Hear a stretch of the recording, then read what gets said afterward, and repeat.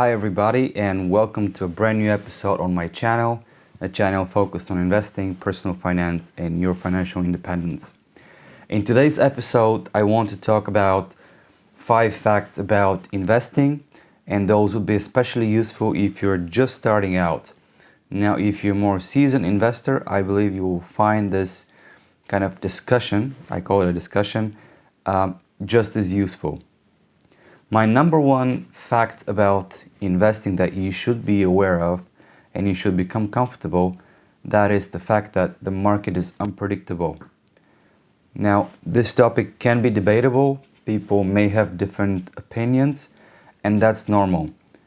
There are people that believe that they can predict the market, that they have the knowledge, they have the experience, they have the tools, they have the strategy that they can use to predict the market.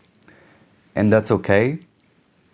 For the most part, these people are either day traders or their job involves trying to predict the market. But the fact that they're actively trying to predict the market does not mean that they're successful. There's other people that believe the market is unpredictable and you can't predict it no matter what you do or what tools you use. And the sooner you realize that you cannot predict the market, the better off you will be as an investor. To me, that will give you the biggest impact as your long-term investor, because early on, if you believe that you can beat the market or you can time it right so you know when to get in and when to get out, that will cost you money. That will hinder your ultimate return. And sometimes people take their money out, they lose a lot of the money because they took it too early. And then what happens is they quit, they become scared of the market, they don't believe that you can make money on the market, or 2, they try to go in again when the market is very high. So they've lost at first a lot of money because they panicked and they got out when the market was low. Secondly, they went in when the market was high. So ultimately, their return is very poor. So they've lost money twice or 3 times already. So what I would like to give you as an overall general idea is to consider the market as unpredictable. You can't control it. There are good times, there are bad times, and that's just how the market is. So the earlier you accept that fact, the better off you will be. And because you can't control the market, what you can focus as an investor is focus on the things that you can control. And that's my number 2 fact regarding investing. There are things that you can control, and your time will be better spent focusing on those things that you can control rather than trying to predict the market. For example, one thing that you can control while you're investing is mitigating risk or lowering your risk in general. And how do you lower your risk, or how do you manage the risk while you're investing? That is to diversify. That's the most important thing that you can do to lower your risk.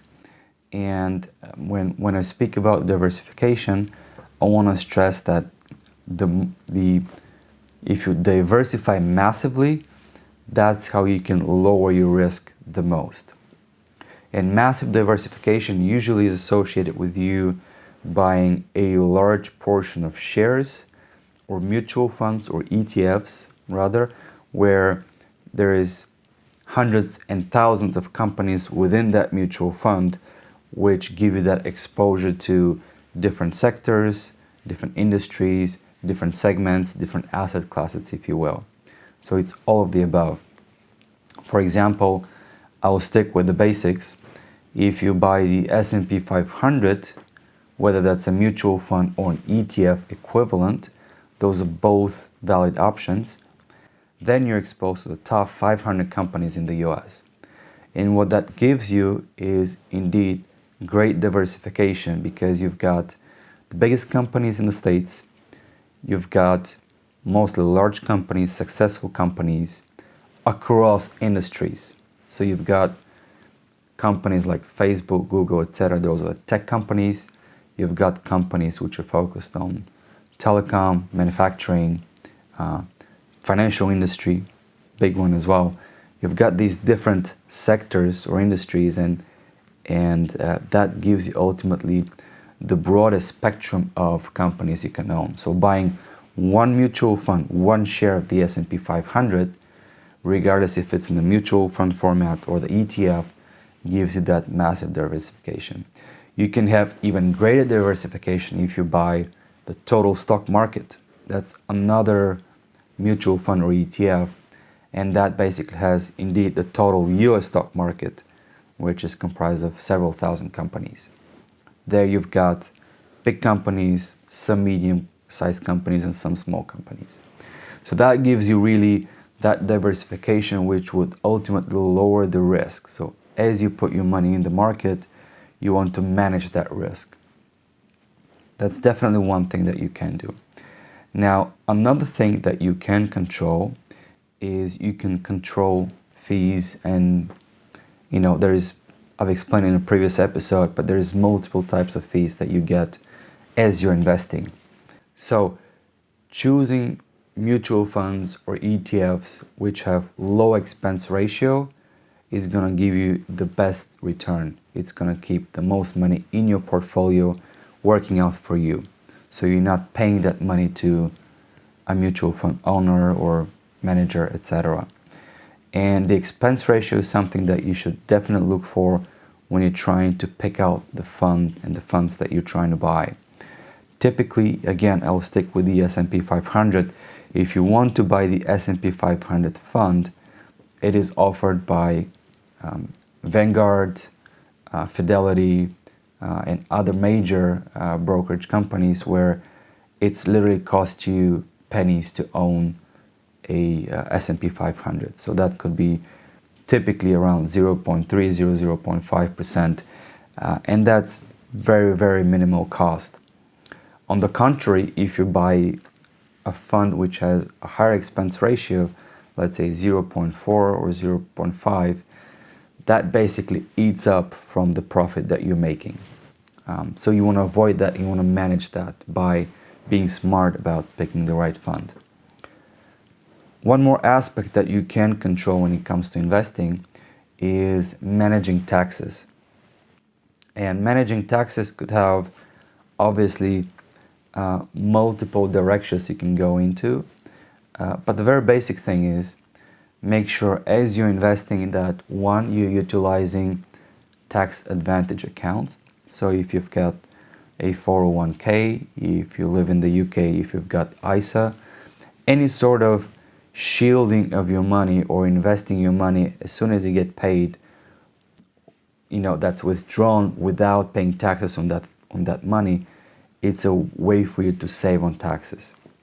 So investing the money tax-free as soon as you get paid, before it gets taxed, is definitely one way to manage taxes. Another way is to avoid selling early. So there is capital gain tax and there is also dividend tax.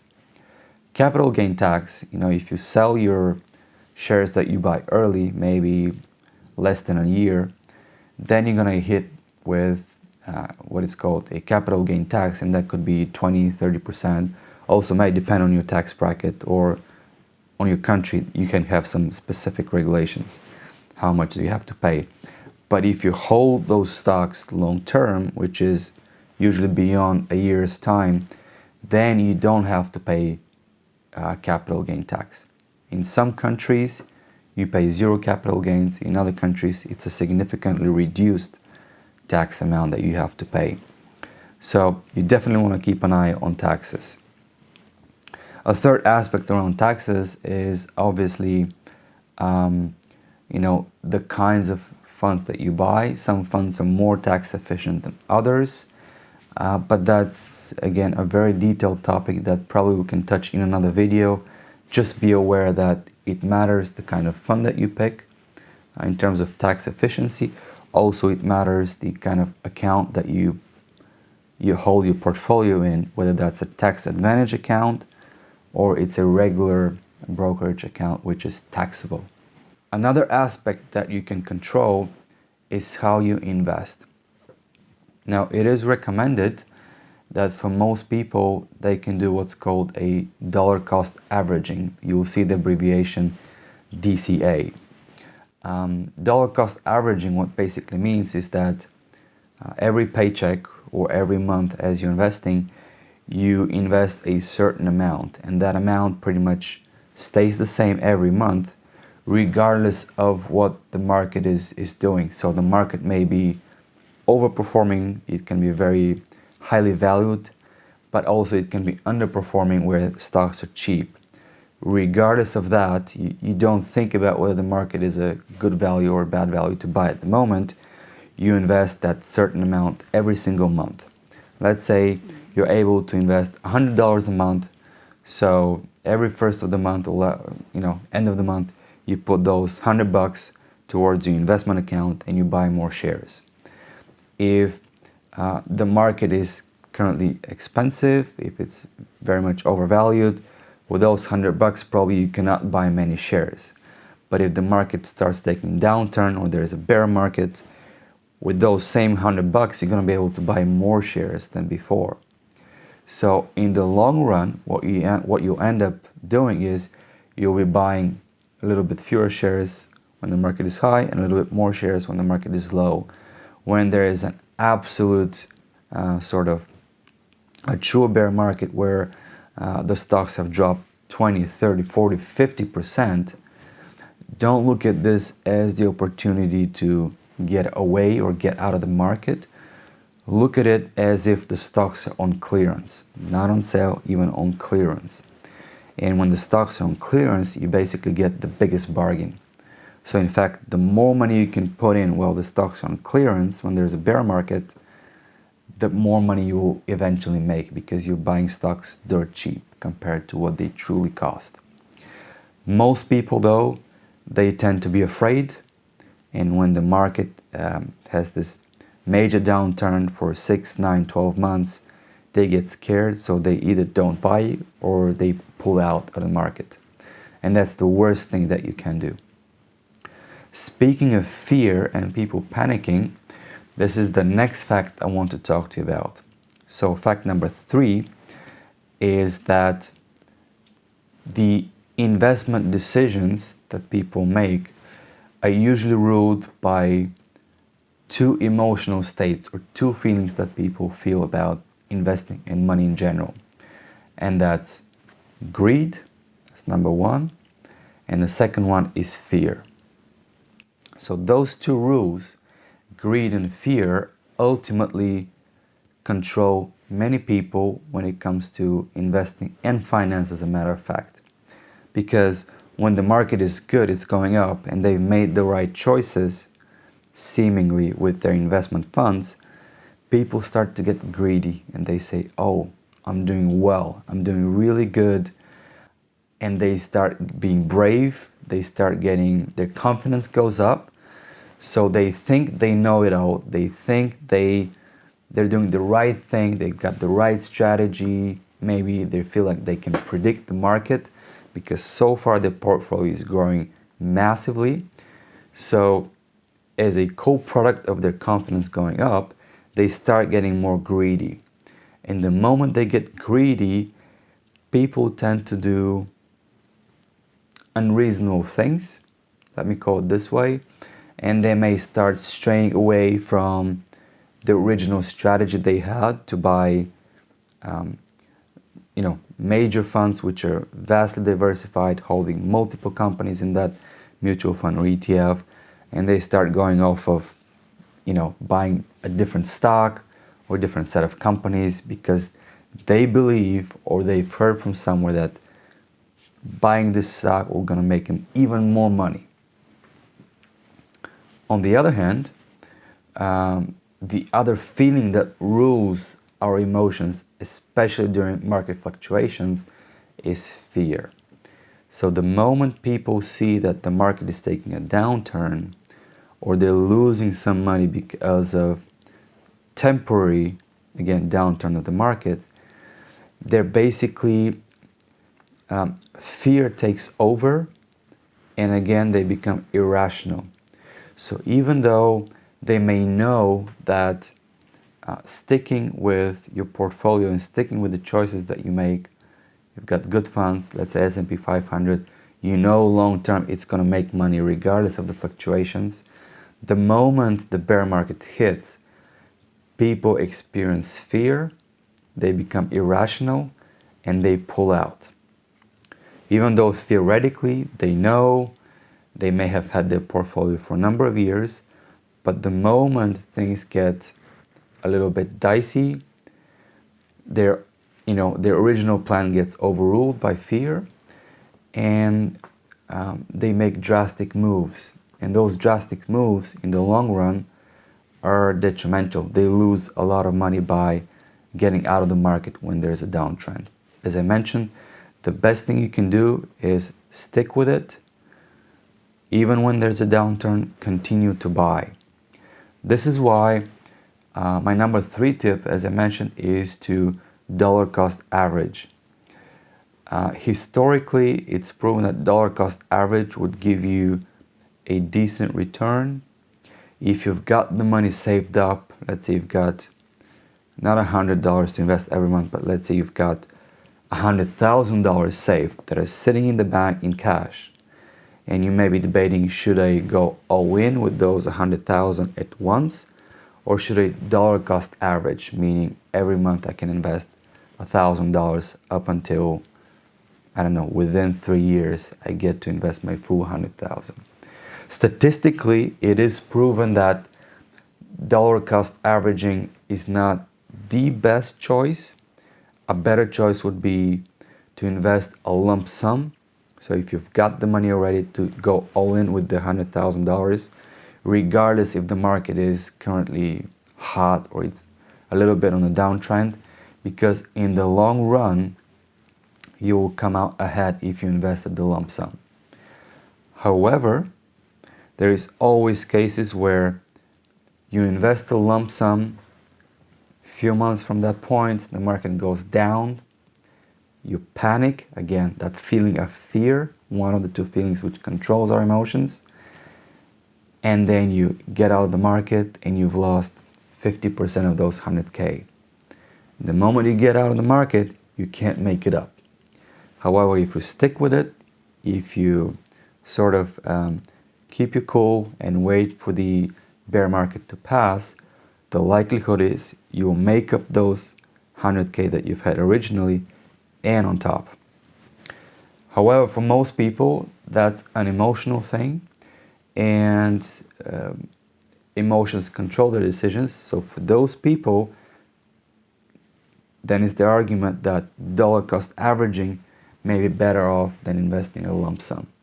But it's strictly individual. It depends on how risk tolerant are you and how willing are you to basically whatever's going to help you sleep at night and whatever's going to help you to stick with your plan to stay invested. The next thing to talk about is speaking of long term, what you should consider when it comes to investing is another fact. And the fact is that stocks historically, they make more money than bonds. So if you're debating what should be your asset allocation in your portfolio, how much stock you should have and how much bonds you should have, keep in mind that, as I mentioned again, historically, stocks have always made more money than bonds, especially when you talk about long-term horizons. So I've mentioned this before in other episodes, but when thinking about investing, you should think about at least 10 years, 15 years, 30 years, or 40 years even, because this is really where you get the time to work in your favor. You have compound interest sort of compiling the money that you're making every year from dividends as well as from appreciation of the shares that you hold. So especially if you're a young person, holding bonds, some people may disagree, but in general, holding bonds, it's probably not the right strategy for you, especially if you're around in your early 20s. you can afford to be more risky. That is, you can afford to hold more equities, stocks such as mutual funds and ETFs, because even if there is a market downtrend, the likelihood is it will pass within 9 or 12 months, even if it's a year and a half, which is about the average of the kind of like bear market lifespan. And because you're in your early 20s or early 30s, you can weather the storm, you can wait it out, and you will still make that money up and on top, because the market will, after the bear market, usually it's a long run of a bull market, significantly longer than the bear market. So from that perspective, you need to decide how much you should hold in bonds and in stocks.